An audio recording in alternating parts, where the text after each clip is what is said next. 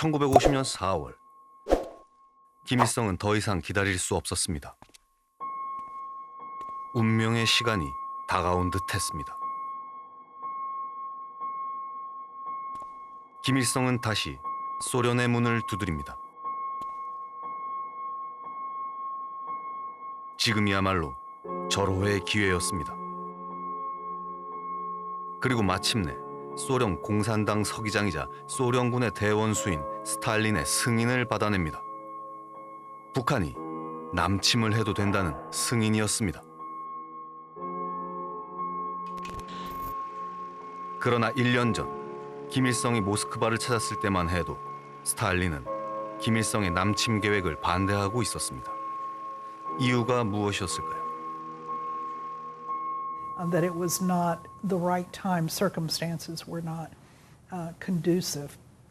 In particular, they said it would not lead to a quick victory, and if there were not a quick victory, then that would give the Americans time to intervene. What Stalin was most afraid of was American intervention. 5년 전만 해도 소련은 미국, 영국과 사이가 그리 나쁘지 않았습니다. 소련도 2차 세계대전의 승전국이었습니다. 1945년 2월, 흑해 연안의 휴양지 얄타. 이곳에 소련의 스탈린, 미국의 루스벨트, 영국의 처칠이 한자리에 모였습니다.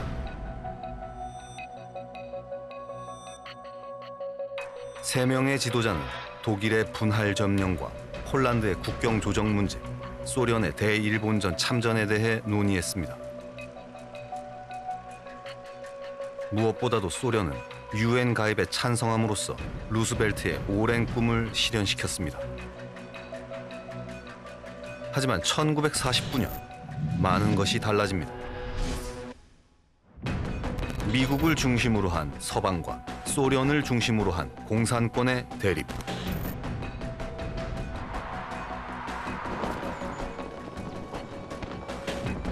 유럽뿐만 아니라 동아시아에서도 미소 간의 극한 대립이 시작됐습니다.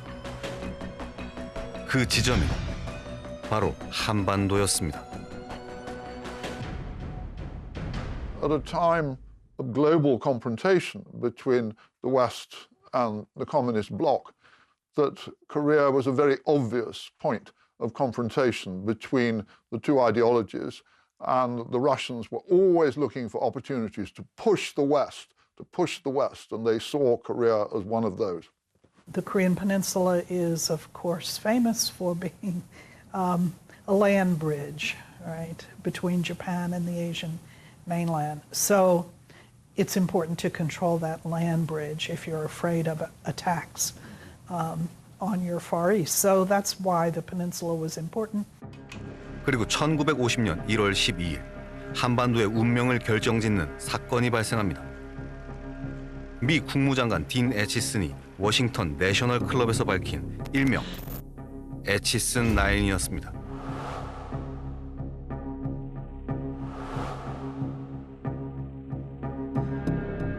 알루샨 열도에서 일본, 필리핀을 잇는 방어선. 애치슨 라인은 미국의 동아시아 방어선이었습니다.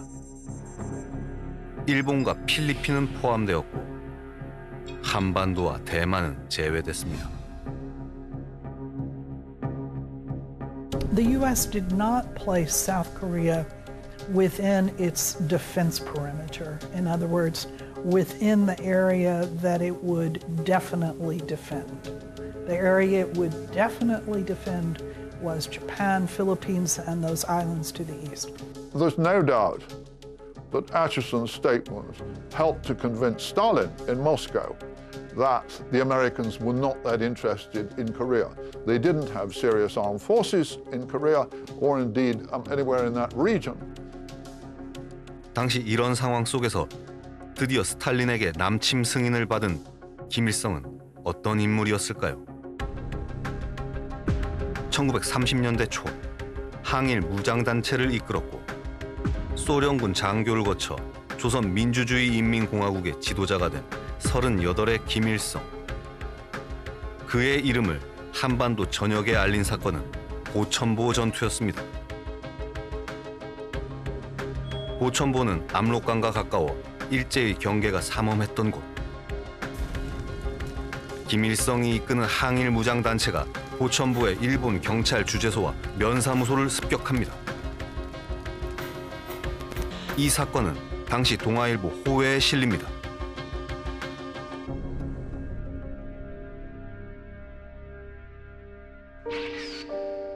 (1936년 8월) 손기정이 베를린 올림픽 마라톤에서 우승했을 때 동아일보는 손기정의 시상식 사진에서 일장기를 지운 채 신문을 발간했습니다. 그리고 일장기 말소 사건으로 발간 정지 처분을 받습니다. 동아일보는 발간 정지 10개월 후인 1937년 6월 1일 복간됩니다. 그런데 바로 나흘 후인 6월 5일 동아일보 호외에 보천보 전투가 실립니다. 김일성의 이름을 알린 사건이었습니다.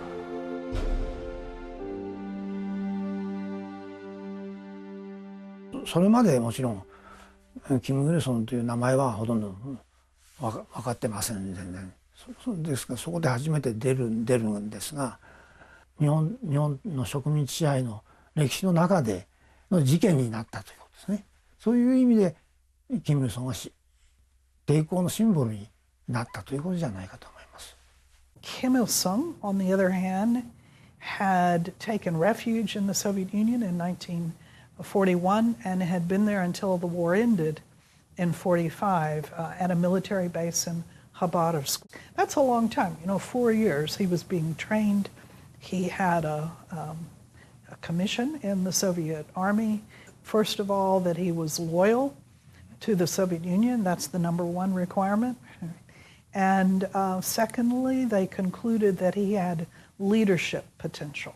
He was born near Pyongyang, which was also important. He had little connections with South Korea, and the Soviet military did not trust people who came from Seoul, because Seoul was under the American control, and they were afraid that these people probably would be somehow influenced by the Americans.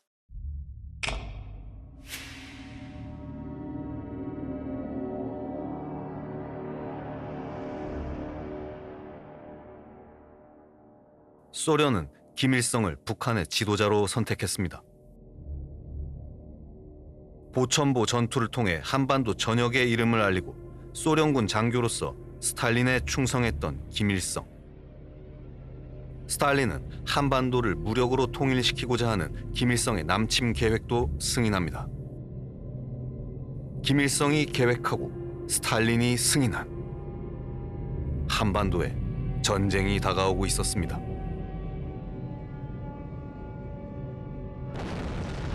(1950년 6월 25일) 일요일 새벽 북한군이 38선을 넘어 기습 남침을 합니다. 공격 개시 암호명은 폭풍. 소련 군사고문 바실리에프가 입안한 3단계 작전 계획에 따라 3일 내에 수도 서울을 점령하고 한 달 만에 남한을 통일한다는 폭풍 작전. 김일성의 6.25 전쟁은 속전속결의 시나리오였습니다. Kim Il-sung was saying to me, "Don't worry," saying to him, Stalin, "Don't worry, the war will be over too quickly."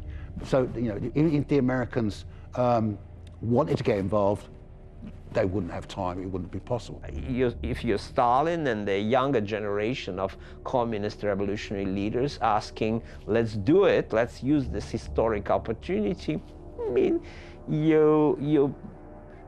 decided not to stand in the way, and in the case of Kim, even help him, provided that Mao Zedong would support this initiative as well.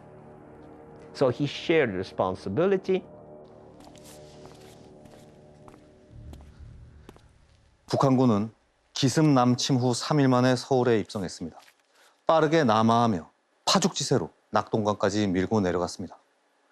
그러나 기습 남침과 폭풍 작전을 계획했던 이들이 두려워한 게 하나 있습니다. 바로 미국의 개입이었습니다. 김일성과 스탈린은 미군이 참전하기 전에 전쟁을 속전속결로 끝내야 한다고 생각했습니다. 그렇다면 미국은 어떻게 했을까요? 1950년 6월 28일 뉴욕 타임즈의 기사입니다. 민주주의가 바로 서다라는 제목의 기사를 내보내는데요. 대통령 트루먼의 즉각적이고 용기 있는 결정을 칭송합니다.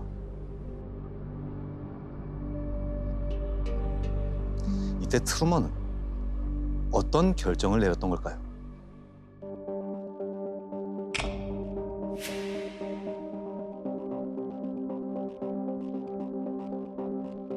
6.25 전쟁 발발 이틀 후인 1950년 6월 27일, 트루먼은 한국에 미 해군과 공군을 파병할 것을 결정합니다. 미 의회 동의 없이 내린 파병 결정. 트루먼은 왜 그토록 기민한 결정을 내린 걸까요? 5년 후 트루먼은 이렇게 회고했습니다.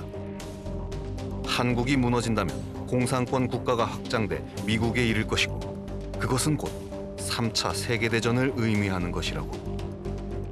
In the early 50s, and Senator McCarthy came up with direct attacks at the Truman administration, in particular at the State Department, that again, it was impossible for Truman not to react to the blatant attack by Kim's army from the north. You know, it's not only a matter of reputation of Truman personally, it's just trying to save for its safe Asian policy in general. This is a concept that becomes current later, after Truman's presidency. You know, there's a kind of like domino theory at work here, is that, you know, if South Korea falls to the communists, which other country is going to come next? And of course, South Korea wasn't so important from the American point of view, but it could be the first of many countries in that part of the world that could fall under communist control. 북한의 남침 소식을 들은 트루먼은 누구를 가장 먼저 떠올렸을까요? 바로 소련의 스탈린이었을 겁니다.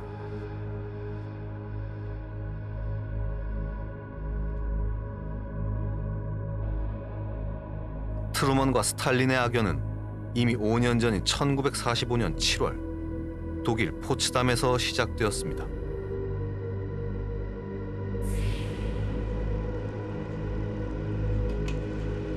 포츠담 회담은 트루먼과 스탈린이 처음 만나는 자리였습니다. 이곳에서 스탈린은 트루먼에게 루스벨트의 약속을 지키라고 말합니다. 전임 대통령이었던 루스벨트는 스탈린에게 무슨 약속을 했던 걸까요? 대일본 전쟁에 참전하는 대가로 남사할린을 소련에 반환하고 남쿠릴 열도 4개의 섬을 인도하겠다는 조건이었습니다. 하지만 트루먼은 더 이상 소련의 도움이 필요 없었습니다. 1945년 7월 미국은 세계 최초로 원자폭탄 실험에 성공했고 3주 후 일본 히로시마와 나가사키에 원자폭탄을 투하합니다. 미국은 소련의 도움 없이 일본을 단독 점령합니다. 일본을 바라보는 트루먼과 스탈린의 시각은 전혀 달랐습니다. Stalin is concerned about a revival of Japanese imperial power, of Japanese militarism. So Stalin is very much focused after the Second World War on the containment of Japan. Truman, of course, in the context of the outbreak of the Cold War and the deterioration of relations with the Soviet Union, he sees Japan as being the linchpin of an American-led order in East Asia. So Stalin sees Japan as a threat, to the potential threat, yeah?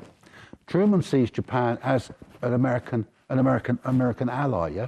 Friction in Eastern Europe, friction over Japan and Asia. They never met again. And because, you know, Stalin didn't want to meet Truman, and Truman was not really eager to meet Stalin. 냉전은 언제부터 시작된 걸까요? 트루먼은 공산권과의 극한 대립을 계속했습니다. 1947년 3월 공산권 확대를 저지하기 위해 세계 여러 나라에 군사적, 경제적 원조를 하겠다는 트루먼 독트린을 선언했고 유럽 국가들의 발전을 위해 미국의 경제 원조 계획, 이른바 마셜 플랜을 가동합니다.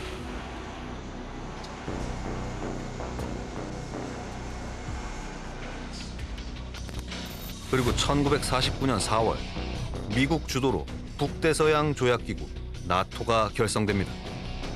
공산권과 군사적 대립을 하게 된 계기였습니다. 1950년 6.25 전쟁은 트루먼에게는 공산권과의 대립의 절정이었습니다. 트루먼은 냉전 시대의 전사였을까요? 그리고 6.25 전쟁은 냉전 시대의 산물이었을까요? The Cold War. The Cold War. Yeah, the Korean War. Korea was divided after the Second World War because of the Cold War. But he can't do that on his own. He needs Chinese support, he needs Soviet support, he needs Stalin's approval. And he was able to get Stalin's approval. But he only got Stalin's approval because of the context, because of the Cold War context. Without the Cold War, there's no way that Stalin would have authorized a North Korean invasion. 냉전 시대를 맞이한 스탈린의 고민도 만만치 않았습니다. 전 세계적으로 반공주의 물결이 강해졌고 미국이 세계 최고의 강대국으로 성장하는 것을 목격하고 있었습니다. From Stalin's point of view, the war also transformed the Soviet Union into one of the two superpowers in the world. Stalin also emerged as a major world leader in a way he had never been before. He was very suspicious of the Americans, thought they would join together with Japan to attack the Soviet Union or, move in from the West in concert with some European powers. So there was tremendous fear on top of a new sense of power.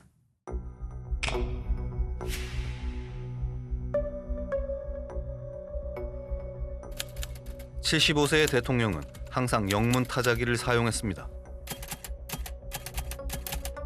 두 손가락으로 타이핑을 하는 독수리 타법이었죠. 바로 이승만 대통령입니다.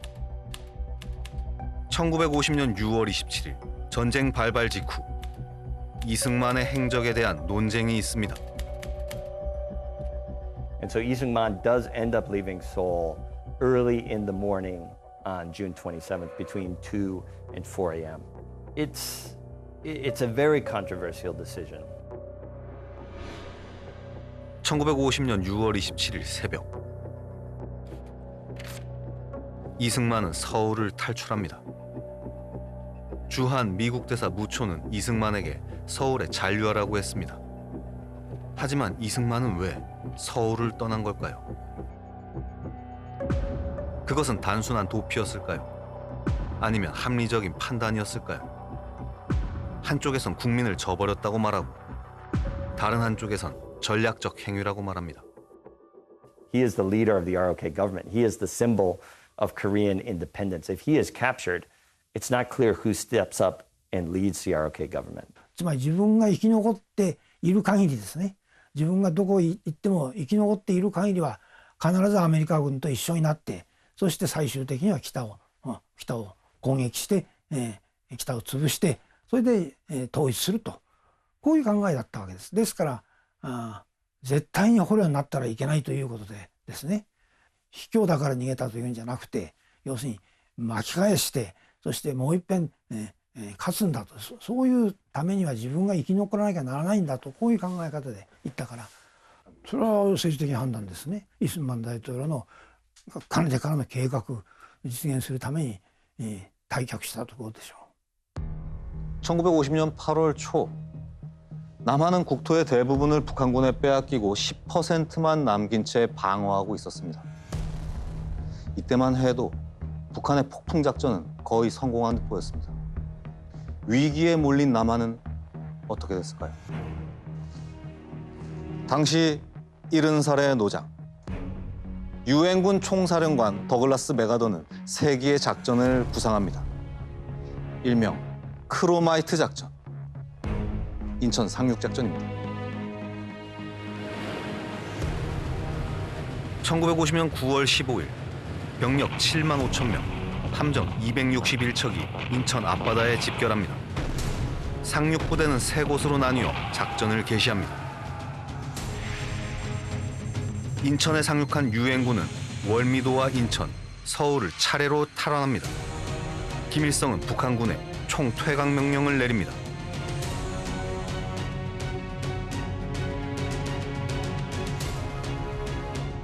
미국이 참전하기 전에 전쟁을 승리로 마무리한다는 스탈린과 김일성의 폭풍 계획은 실패했습니다.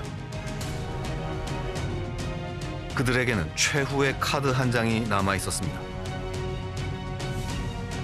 1년 전인 1949년 10월 1일 중화인민공화국을 수립한 바로 중국의 마오쩌둥입니다.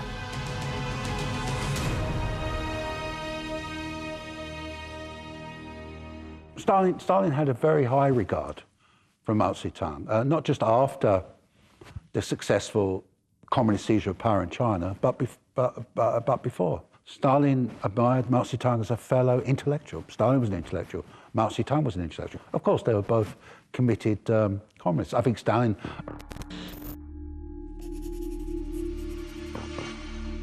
약속한 바와 같이 중국 인민군의 출동이 필요하다. 마오쩌둥은 김일성의 다급한 지원 요청서를 읽고 있었습니다. 동시에 스탈린이 보낸 출병 요청 전문도 함께 보고 있었죠. 하지만 마오쩌둥은 고민하고 있었습니다. もしも自分たちが参戦してアメリカが中国を本土を爆撃するというふうになったら、要するにソ連の空軍が出て中国を守ってもらうというふうに約束してくれるかということを周恩来は言いに行ったわけです。そういう約束をしてくれるんなら、まあ一緒にソ連も戦ってくれるんならですね、自分たちもやってもいいというように言ったわけですが、そうしたらですね、ソ連はできないと、それはスターリンはやる気がないと、そういうふうに言ったわけですから、それじゃもうダメだと、こういうふうになってですね、我々の方もできませんと、こういうようになったから。 한편 스탈린은 미국과 대립하고 있었지만 한반도에서 미국과 전쟁을 직접 벌이고 싶은 생각은 없었습니다. 그래서 공군을 지원해달라는 마오쩌둥의 요청을 스탈린은 거절합니다. 그리고 김일성에게 중국 만주로 철수하라는 명령을 내립니다.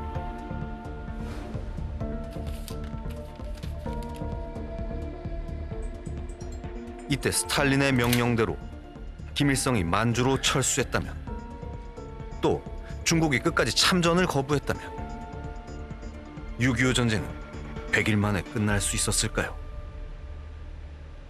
Yes, absolutely, absolutely. The North Korean army was practically defeated and practically obliterated. Stalin told Kim Il-sung, "It's over. If the Chinese comrades would not help you, well, God would help you." That was pretty clear. The war would be over. So we have this scenario of the war ending with complete UN victory, complete American victory, and unified Korea becoming, reality. But Mao's decision changed everything. Yes, I believe so. I believe that the major reason why it did not happen, it was the actions and deeds and especially statements of the US military command. Had General MacArthur been more careful, had he said that he was going to stop on the border with China, had he been careful not to say anything which would annoy China, it was highly likely that the war would be ended by December 1950. and the country would be unified under Saint-Manri government.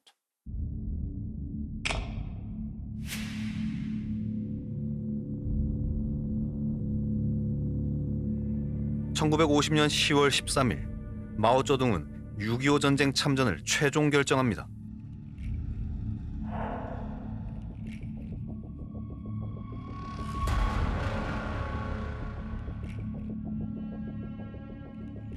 그동안 참전 결정과 철회를 반복하면서 전쟁 개입을 주저하던 마오쩌둥. 6.25 전쟁 참전을 최종 결정한 이유는 무엇이었을까요?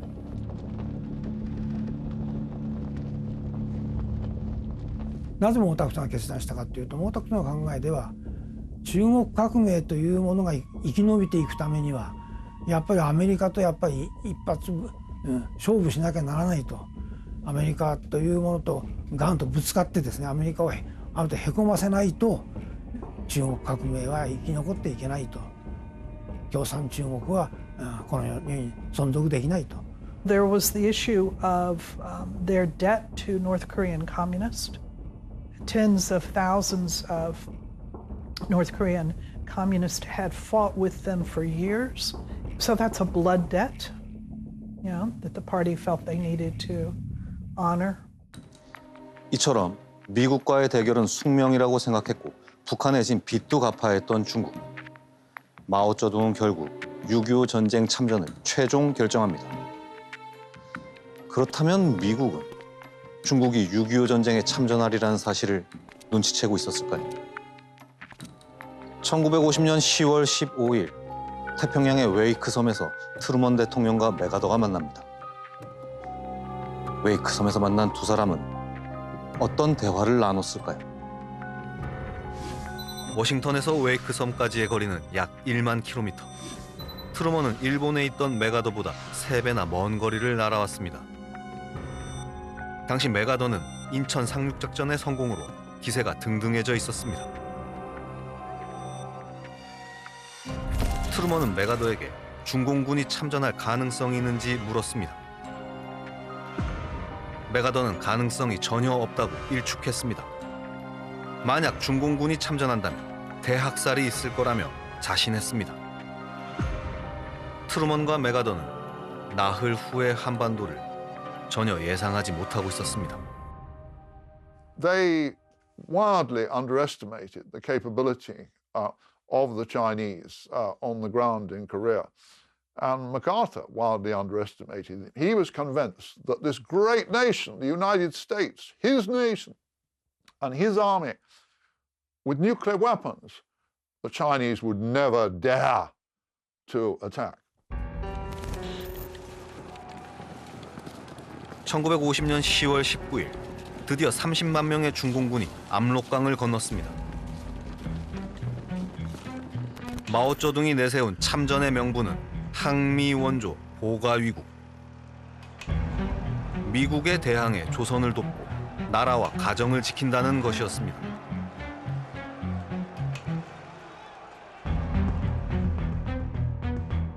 중공군의 참전으로 전쟁은 완전히 새로운 전쟁이 됩니다.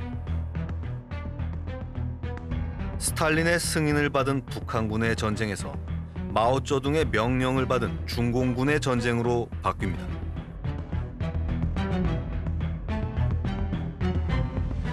미중 전쟁이라는 새로운 국면 속에서 김일성은 작전 지도에서 점차 사라집니다.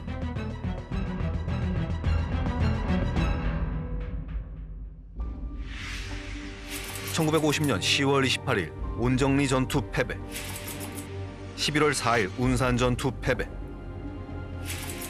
12월 장진호 전투와 흥남 철수. 중공군 참전 이후 완전히 달라진 전쟁에서 사상자는 급증했습니다. 크리스마스를 미국에서 보낼 수 있을 것이라던 미군의 희망도 완전히 사라졌습니다. And it was extraordinary that the Americans who'd gone into North Korea up the roads, always in the roads, in the valleys, And they just ignored these mountains. And in these mountains were, of course, tens of thousands of Chinese troops. And it was crazy that the Americans thought they could wage the war on their terms as a road war.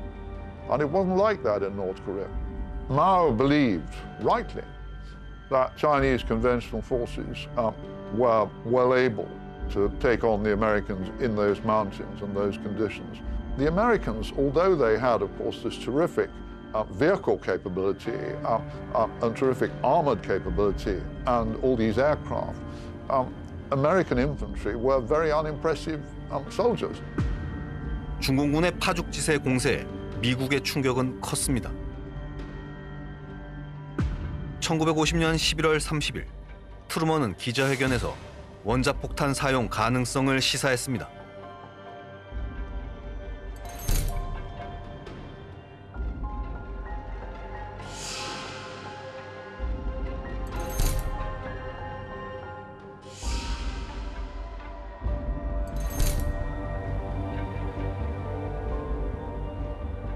트루먼은 인류 역사상 원자폭탄 투하를 승인한 유일한 지도자입니다.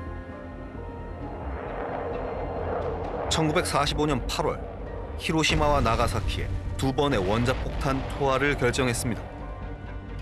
50만 미군 병사의 목숨을 구하기 위해 12만 명의 희생자를 낳았다는 비난에서 트루먼은 자유로울 수 없었습니다. 여러분, 이 사진 속 인물이 누군지 아십니까? 바로 로버트 오펜하이머입니다. 세계 최초의 원자폭탄 개발 계획, 맨해튼 프로젝트의 책임자였습니다. 이 오펜하이머와 트루먼은 서로 만난 적이 있습니다.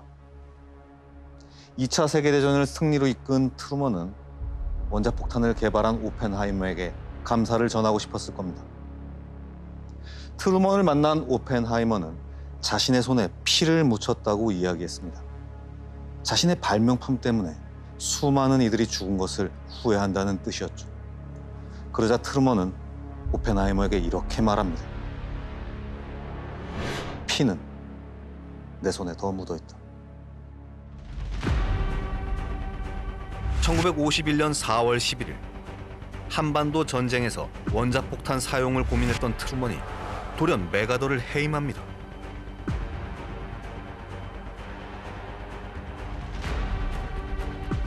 인천 상륙작전을 성공시킨 유엔군 총사령관 메가더. 그는 중국에 원자폭탄을 투하해서라도 전쟁을 끝내야 한다고 주장하고 있었습니다. I have therefore considered it essential to relieve General MacArthur. It is with the deepest personal regret that I found myself compelled to take this action. General MacArthur is one of our greatest military commanders. But the cause of world peace is much more important than any individual. 트루먼은 6.25 전쟁이 3차 세계대전으로 확대되는 것을 원하지 않았습니다. 그는 6.25 전쟁을 한반도의 전쟁으로만 제한하고 싶었습니다.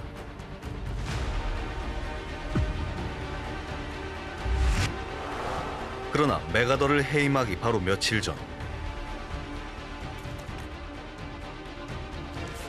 트루먼은 중국과 북한의 원자폭탄을 사용해도 좋다고 승인했습니다.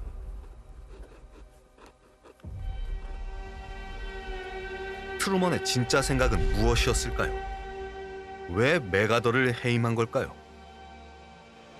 트루먼은 정말 6.25 전쟁에 원자폭탄을 사용하려 했던 걸까요?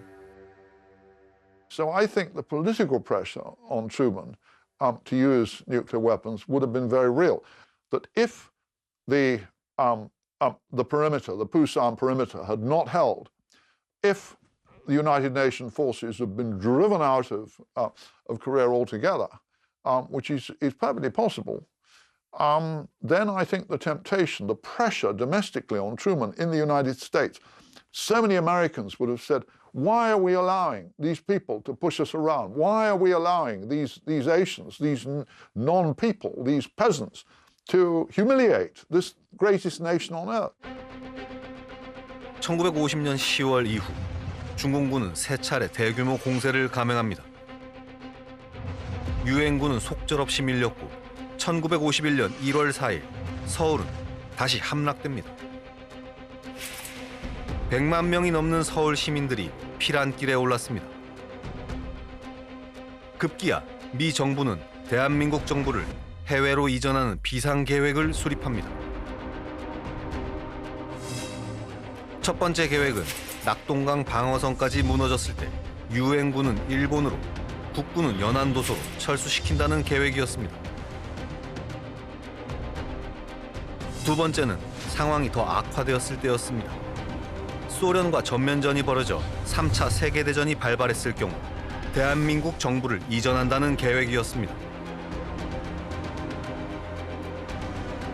망명 정부가 들어설 유력 후보지는 제주도, 그리고 북태평양의 사이판과 티니언섬. 대한민국 정부의 해외 이전 계획이 구체적으로 세워졌다는 것은 당시 남한의 위기감이 어느 정도였는지를 보여줍니다.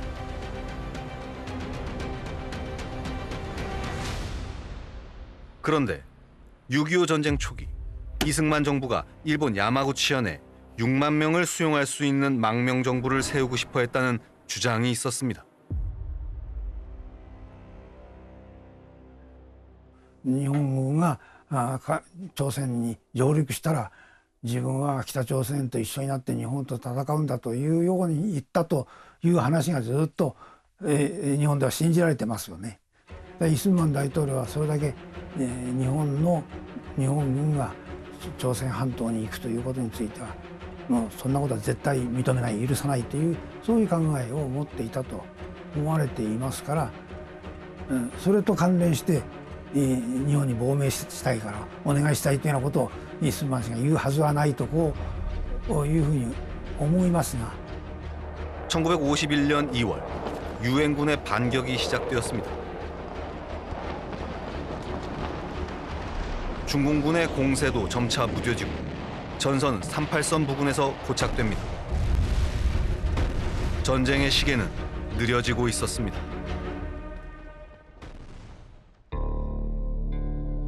스탈린은 불안한 눈으로 이 상황을 주시했습니다. 중국이 6.25 전쟁을 승리로 이끌 것이라는 믿음도, 미국이 원자폭탄을 사용하지 않을 것이라는 확신도 없었습니다. 1951년 5월 스탈린은 주 유엔 소련 대사인 말리크에게 정전 협상을 추진하라는 명령을 내립니다. 그런데 미국과 소련이 정전 협상을 추진할 때 이를 반대하는 사람이 있었습니다. 바로 이승만입니다. Lee was opposed to any ending of the Korean War that left Korea in the same predicament it was before. And so he worked as hard as he could to try to derail this armistice, to try to make sure it wouldn't happen, so the Korean War would continue. And the fundamental issue of the division of Korea would have been resolved one way or another. 이승만 대통령이 이제 그 휴전 협정 또는 정전 회담을 이제 반대한 가장 큰 이유는 이 휴전 또는 그 정전을 하게 됐을 때 다시 한반도에 전쟁이 재발할 수밖에 없다라고 본 겁니다. 한반도에 전쟁이 발발하지 않는다는 그런 보장 없이는 절대로 휴전에 동의할 수 없다라고 하는 그런 측면이었죠.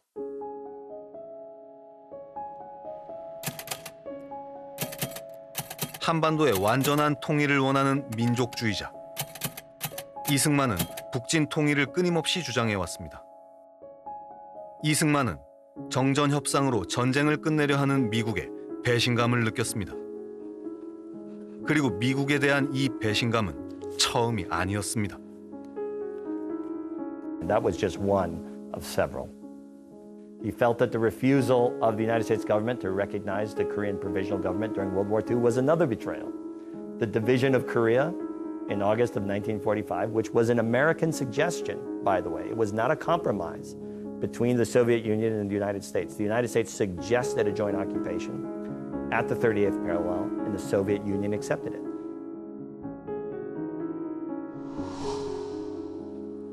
이승만이 정전 협상을 강력하게 반대하고 있는 사이, 스탈린은 김일성과 마오쩌둥에게 정전 협상을 추진하도록 설득합니다. 그 이유는 무엇이었을까요? 스탈린에게는 속셈이 있었습니다. 실제로 스탈린은 전쟁을 끝낼 생각이 없었습니다. 정전 협상이 진행되는 사이에도 교전은 계속될 수 있고 이로 인해 미군도 피폐해질 것이라는 계산을 했습니다. 그리고 정전 협상 중에는 미국이 결코 원자폭탄을 사용하지 않을 것이라고 예상했기 때문입니다. Not to show any eagerness, right, to reach an agreement. Right? And as the negotiations dragged on, Stalin is continuing to insist to them, no, you must not accept the terms that the Americans are putting forth. You must continue to fight. So, when he said in January 1951, the Americans are going to be stuck in Korea for 2.5 years, or 2 to 3 years, he meant, I'm going to make sure they're stuck in Korea for 2 to 3 years. And that's what he proceeded. 1949년 소련도 원자폭탄 개발에 성공합니다. 스탈린은 군비 증강을 지시합니다. 1949년 290만 명까지 줄어들었던 육군을 1953년 530만 명으로, 공군과 해군 병력도 29만 명 증강하는 계획을 세웁니다. 폭격기 사단은 32개에서 106개 사단으로 늘리고 신규 사단을 위해 10,000대가 넘는 비행기를 만들도록 지시했습니다. 소련의 위성 국가들도 예외는 아니었습니다. 병력을 증강하고 군수산업 기반을 마련하라고 지시했습니다. 미국을 한반도에 붙잡아 놓은 동시에 공산권 전체에 강력한 군대를 만드는 것. 그것이 스탈린의 야심이었습니다. 스탈린은 미국의 원자폭탄을 두려워했습니다. 미국과의 대결을 피할 수 없다는 건 알았지만 3차 세계대전이 일어나는 것도 원하지 않았습니다. 당시 소련의 군사력은 미국에 대적할 만한 수준이 아니었습니다. 이런 이유로 소련은 6.25 전쟁에 참전하지 않았습니다. 6.25 전쟁은 중국과 북한, 남한과 유엔군의 싸움이었습니다. 그런데 이 사실 알고 계셨나요? 소련도 한반도에서 은밀한 전투를 치르고 있었다는 사실 말입니다. 1951년 4월 12일 39대의 B-29 폭격기가 중국 국경지대 위를 날고 있었습니다. 목표는 북한과 중국 사이의 보급로를 파괴하는 것. B-29 폭격기는 2차 세계대전 미군의 자랑이었고 원자폭탄도 투하했던 무적의 항공기였습니다. 그런데 갑자기 나타난 30대의 전투기가 B-29를 공격합니다. 중국과 북한의 마크가 붙여진 전투기였습니다.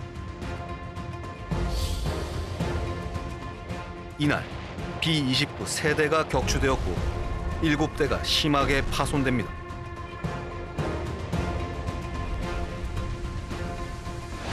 미국에게 치욕을 안겨준 이 신형 전투기, 바로 냉전 시대 소련이 개발한 미그 15기였습니다. 한 가지 흥미로운 사실은 미그 15기를 조종한 이들은 중국과 북한의 조종사가 아니었습니다. 소련의 베테랑 조종사들이었습니다. It came as a very rude shock to the US Air Force and to the West generally when the Russians deployed MiG-15s, very formidable jet fighters in the peninsula. They just didn't believe the Russians could produce an aircraft that formidable. He ordered that the planes, the Soviet planes, be repainted with North Korean markings, and that the pilots and the rest of the crew wear North Korean uniforms. Of course, the Americans knew that they were not. The U.S. had been an ally of the Soviet Union just 5 years before. they knew those were Soviet planes, and they knew there were only Soviet pilots could be.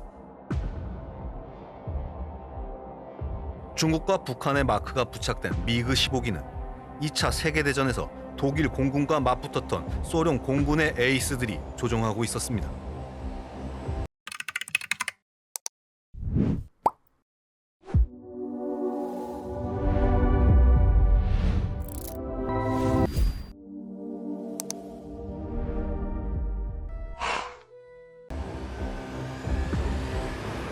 지상에서는 미중 전쟁이 있었다면 한반도 상공에서는 미소 전쟁이 벌어지고 있었던 것이죠. 기동성과 무장 능력이 뛰어난 미그 15기를 앞세워 소련 공군은 한반도 상공에서 미 공군을 압도했습니다. 미그 15기에 대적할 수 있는 신형 전투기 F-86 세이버가 배치되기 전까지 미군은 B-29 폭격기의 비행을 금지시켜야 했습니다.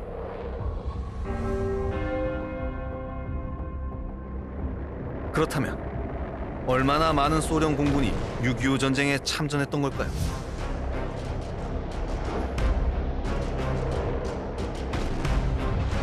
The air war, however, was extremely intense. It was the biggest engagement between Soviet military forces and American military forces of the entire Cold War.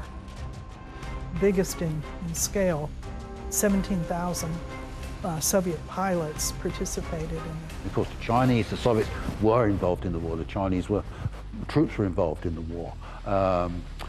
The Soviet Union was supplying the armaments for the war to the Chinese and also to North Korea. So there was state involvement, but there was a pretense that there was no state involvement, and that was one of the ways of actually containing the war within Korea.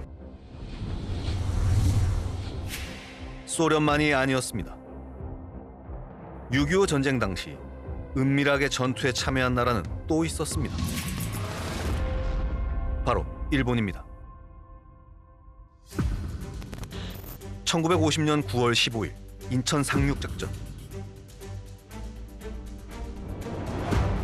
한반도의 지형을 잘 알았던 일본인 선원들은 전차 양육함 LST를 운행했습니다. 그리고 1950년 10월 26일 원산 상륙작전. 일본 해군 출신들로 구성된 특별 소해대원들이 기뢰 제거 임무에 투입됐습니다.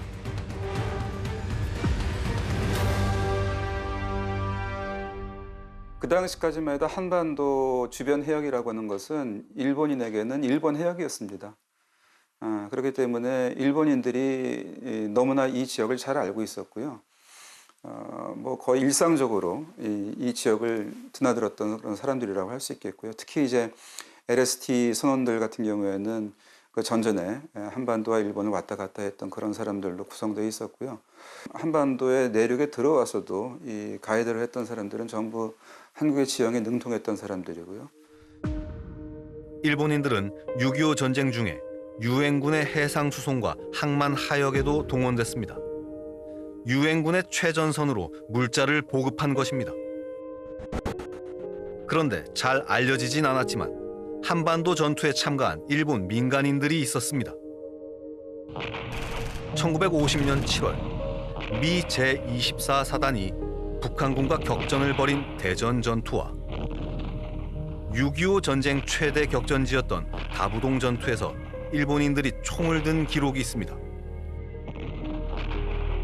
군인이 아닌 일본 민간인들이 어떻게 한반도 전투에 참여했던 것일까요? 미군들이 그 일본인들 노무자들, 하우스보이, 세탁, 운전기사, 뭐 다양한 형태의 그런 일본인 노무자들을 이 한반도로 데리고 들어와서 같이 종군 활동을 했던 그런 형태죠. 要するに日本に駐屯していた部隊に働いていた日本人ですね。それがアメリカ軍の部隊と一緒に韓国へ行ったということです。コークだとか大工とかそういう人ですねが行ったんですけど、アメリカがもう猛烈に北朝鮮に攻撃されてですね、もうとても危ないっていうのにみんなどんどん人が死んでいくので、そういう、コークとか大工とかっていうことでついてった人が銃を持たされて戦闘に加わって戦死するということが起こったというこういうことですね。 그러나 일본 민간인들이 6.25 전쟁에 참여했던 사실은 비밀에 붙여졌습니다. 한국, 미국, 일본 모두 침묵했습니다. 그 이유가 뭘까요? 그 당시에 이것을 비밀로 했어야 했던 이유는 먼저 일본의 경우에는 평화헌법이라고 하는 게 엄연히 있었고 한국전쟁에 대한 적극적인 협력이라고 하는 것은 헌법 위반으로 해석될 가능성이 있었습니다. 미국도 마찬가지입니다. 여기에 일본이 참전하고 있다라고 하는 것이 공식화될 경우에는 중국이나 소련으로부터 굉장히 커다란 이 반대가 있을 수 있을 것이고요. 마지막으로 한국 부분인데요. 일본의 협력을 얻어서 전쟁을 수행한다라고 하는 것은 국민들이 받아들일 수 없는 것이었던 것이죠. 그런 의미에서는 그것은 드러내서는 안 되는 그러한 상황이기 때문에 이승만 대통령은 그것은 극구 비밀리에 붙이려고 노력했던 것이라고 할 수 있습니다.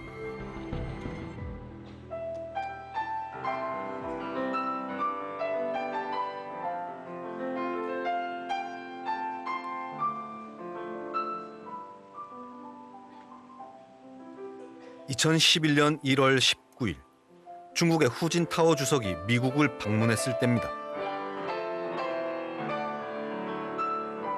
백악관 만찬 회장에 중국 피아니스트 랑랑의 연주로 나의 조국이라는 노래가 울려 퍼졌습니다.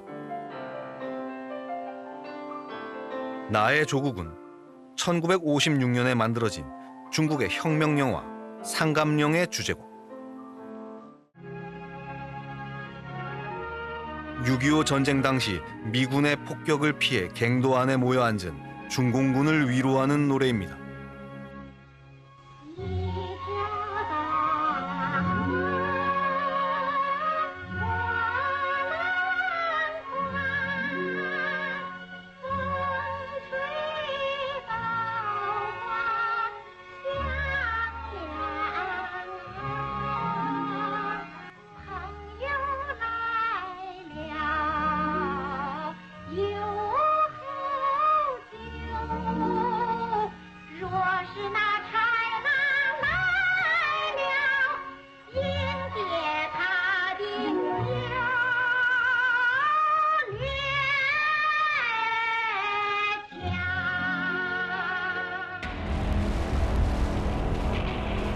(1952년 8월) 중공군은 한반도의 동서를 잇는 전선에 갱도형 참호를 중심으로 탄탄한 방어 체계를 구축합니다.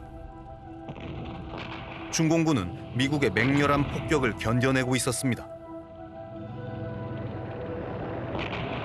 전선이 고착되자 유엔군 총사령관 마크 클라크는 폭격 전략을 수정합니다.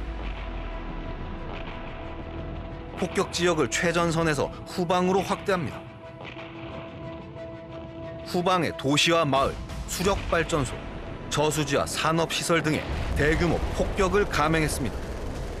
American bombing was so severe, it got even more severe as the armistice negotiations dragged on, thinking, well, if we just bomb more heavily, they'll come to an agreement for an armistice. But they just kept bombing and bombing and bombing more and more heavily. So because of the extraordinary damage, physical damage, the North was experiencing, Kim Il-sung and Park Geun-hye also began by 52 to voice support for reaching an agreement. 1952년 6월, 수풍댐이 폭격을 받아 북한은 전력의 90%를 잃었습니다. 7월에는 평양 공습이 하루에 무려 1254회에 달했습니다. 김일성은 전쟁을 끝내고 싶었습니다. 1952년 7월 평양 공습이 끝나고 김일성은 마오쩌둥에게 미국의 제안대로 정전협정을 체결할 것을 제안합니다. 하지만 마오쩌둥의 생각은 달랐습니다. そんなことでどうなるのかと。そんなことでアメリカの友団になってどうなるんだって言って、そんなことを言ったらスターリンに報告するとこうムタクサを脅していますよ。でたまらないからキム・イルソンは申し訳ないと、あなたの意見に従います、戦争を続けますとこういうふうになった。His reasons were that the war was transforming the People's Liberation Army into a modern army.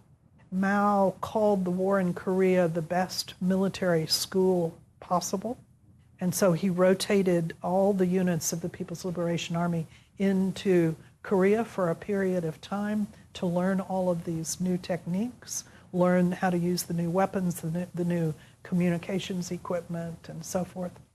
Mao, out of sense of pride and because for him the Korean War was part of his great revolution, to defend Korea and to oppose America was very revolutionary.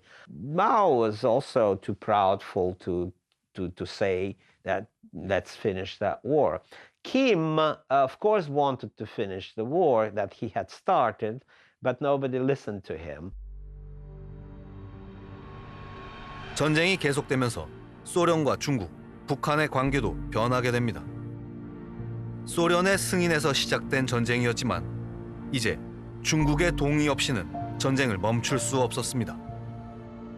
China was basically running North Korea at that time. So Kim Il-sung simply didn't have the ability to stop the war on his own.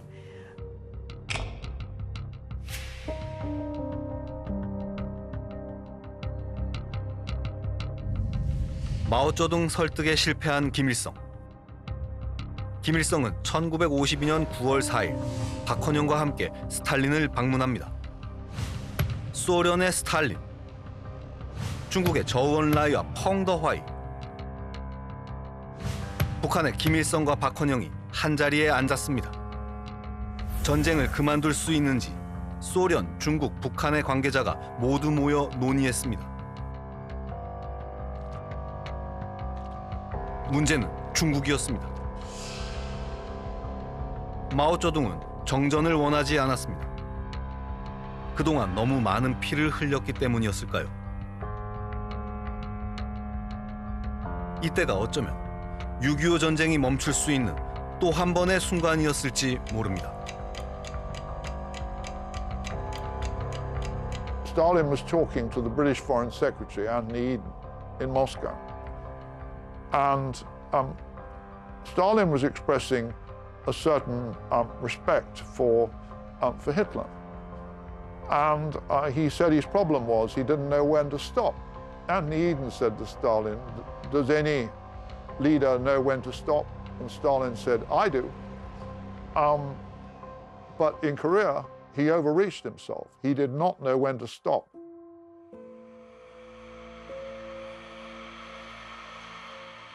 (1952년) 말 5개의 방, 주인들이 바뀌기 시작합니다.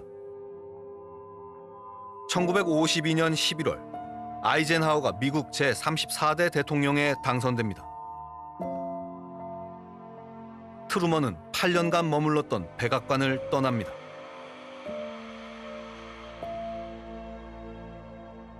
중국의 마오쩌둥, 초강대국 미국과 총력전을 벌이며 군사개혁과 중국 군대의 현대화를 이루고 신생국가의 기틀을 마련합니다.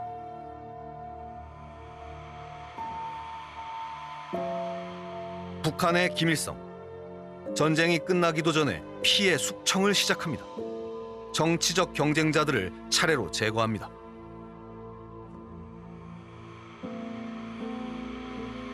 그리고 1953년 3월 5일 김일성의 남침 계획을 승인했던 스탈린이 뇌출혈로 갑작스레 사망합니다. 수십만 명의 죽음으로도 끝나지 않던 전쟁. 그러나 단 한 사람의 죽음. 스탈린의 사망으로 전쟁은 이제 끝을 향해 달려갑니다.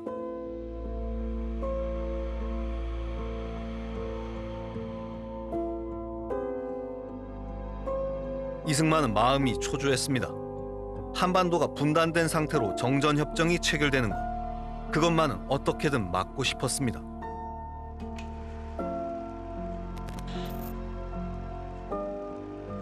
스탈린이 사망하자 전쟁은 새 국면을 맞이합니다.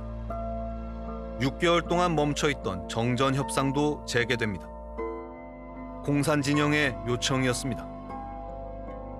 협상 재개 4일 만에 부상 포로들의 교환이 이루어졌고 마지막 난관, 본국 송환을 거부하는 포로들의 문제도 합의했습니다. 이로써 정전 협상의 모든 걸림돌이 해결되었습니다. 그러나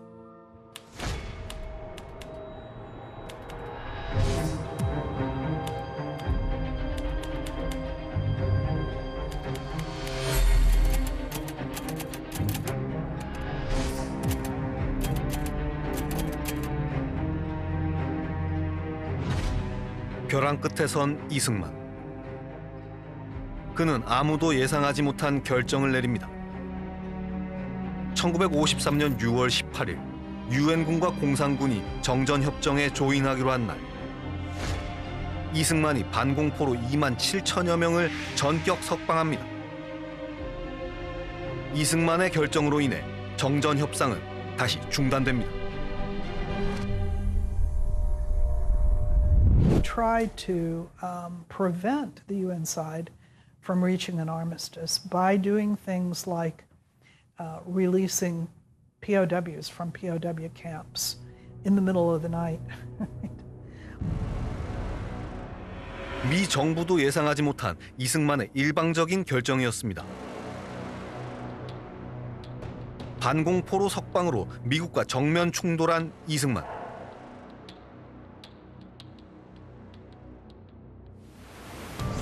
이 사건으로 인해 전 세계는 충격에 빠집니다.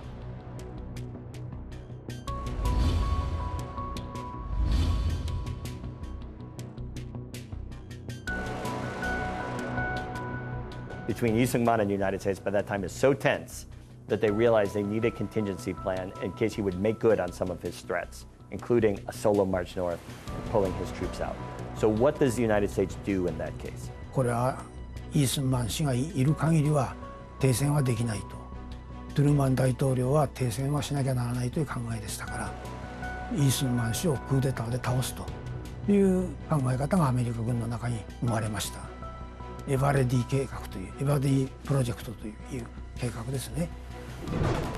이승만의 반공포로 석방 사건이 일어나기 1년 전, 미 합동참모본부는 유엔군 총사령관 클라크에게 문서 하나를 보냅니다. 이승만에 관한 극비 문서였습니다.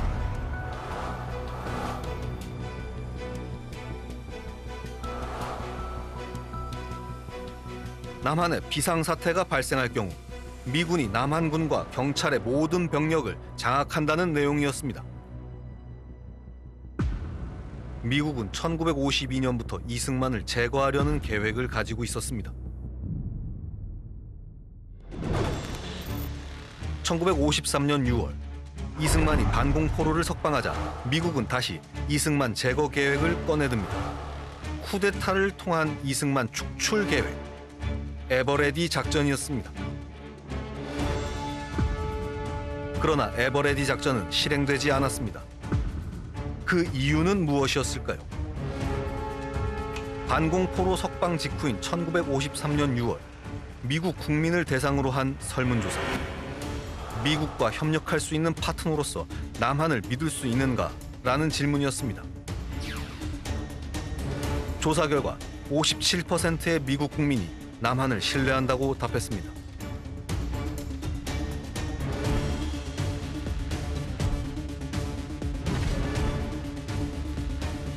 미국 내 반공주의가 확산되면서 이승만을 지지하는 미국인들이 꽤 많았습니다.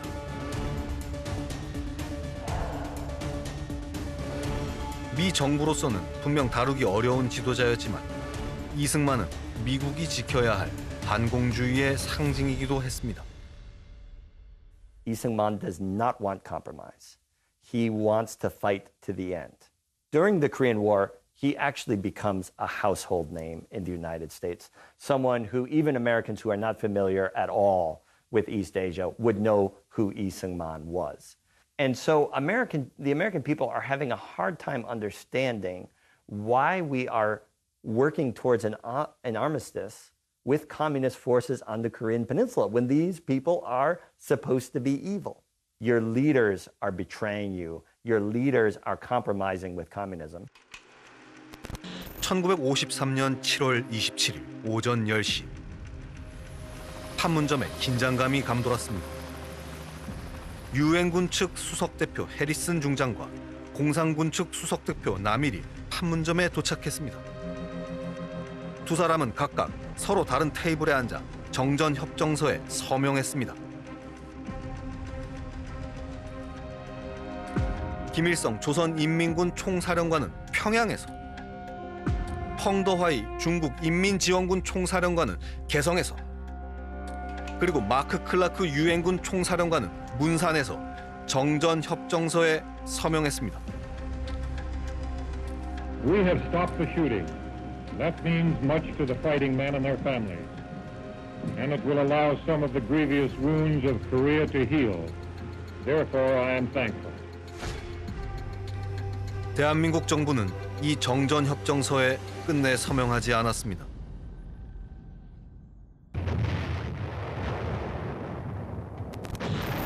정전협정 발효는 그날 밤 10시.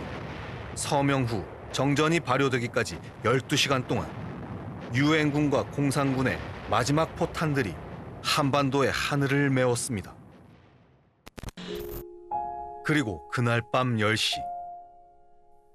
마침내 전쟁의 포성이 멈췄습니다. 스탈린의 전화는 다시 울리지 않았습니다. 마오쩌둥은 6.25 전쟁에서 아들을 잃었죠.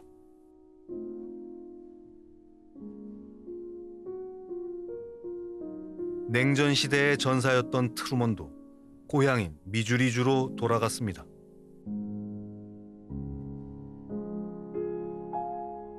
김일성은 모든 정적을 제거하고 독재자의 길로 갔습니다.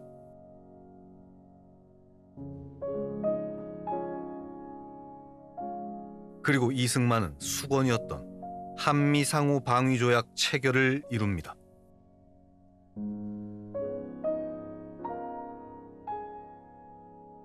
Stalin rationalized the war by saying, well, we tied down the Americans, the imperialists couldn't win in Korea. But those were just kind of like post hoc rationalizations. In the end, the Korean War was a failure from Stalin's point of view.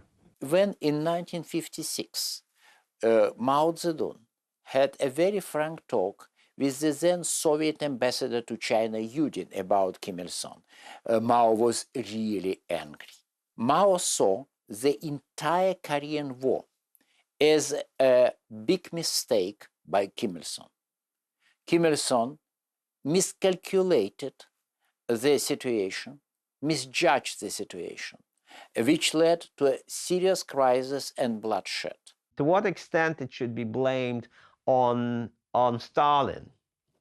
Yes, Stalin was hugely responsible, but without his green light, Kim was powerless to attack. At the same time, I think the final decision was Mao Zedong's, surprisingly.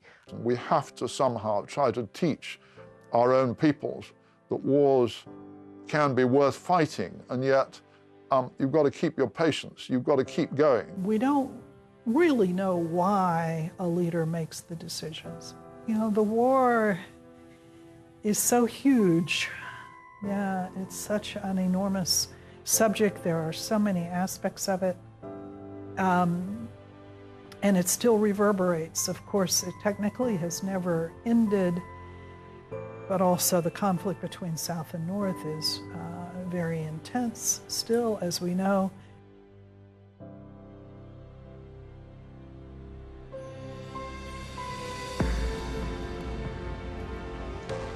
독일의 정치가 비스마르크는 이렇게 말했습니다. 정치가는 역사의 먼 발굽소리를 들어야 한다고 말입니다. 역사의 먼 발굽소리란 아마도 지나간 역사의 생생한 흔적들을 말하는 것이겠죠. 트루먼, 스탈린, 마오쩌둥, 그리고 이승만과 김일성. 5명의 지도자들은 이 방에서 그 발굽소리를 들었을까요? 그들은 어떤 소리를 듣고 전쟁에 관한 결정을 내렸던 걸까요? 70년 전 이 땅의 총성은 멈췄습니다. 하지만 한반도의 전쟁은 끝나지 않았습니다. 이제 우리가 역사의 먼 발굽 소리를 들어야 할 차례입니다.